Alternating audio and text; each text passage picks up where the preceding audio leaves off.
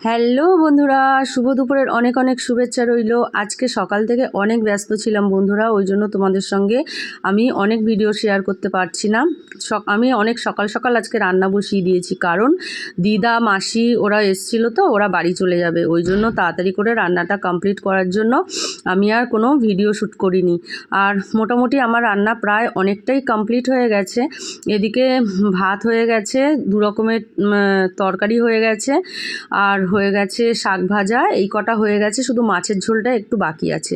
ওটা হয়ে গেলেই দিদা তারপরে মাসি মা ওরা খাওয়া দাওয়া করে নেবে, কারণ মা ব্যায়ামে যাবে, কিন্তু আজকের আর মনে হয় যাবে না। যাই হোক, দিদাও চলে যাবে, ওরা ওই জন্য তাড়াতাড়ি করে খাওয়া দাওয়া করে নেবে। আর ওরা খাওয়া দাওয়া করতে বসে গেছে স্নান টান করে।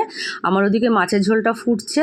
আর আজকে করেছিলাম শুটকি মাছের চচ্চড়ি, লাল শাক ভাজা, পুঁটি মাছ দিয়ে পেঁয়াজ কলি, আলু বেগুন দিয়ে ধনেপাতা দিয়ে একটা তরকারি, আর ট্যাংরা মাছের ঝোল, এটাই করেছি। আজকে ট্যাংরা মাছটা আমি আলু দিয়ে ঝোল করেছি, ধনেপাতা দিয়ে আলু দিয়ে। আর শীত তো চলেই যাচ্ছে, মোটামুটি ধনেপাতা সব তরকারিতেই ভালো লাগে, আর এখন একটু হালকা হালকা শীত আছে, এখনও ভালো লাগবে। যাই হোক, অনেকটাই গরম পড়ে গেছে, কিন্তু আমার এদিকে মাছের ঝোলও হয়ে গেছে।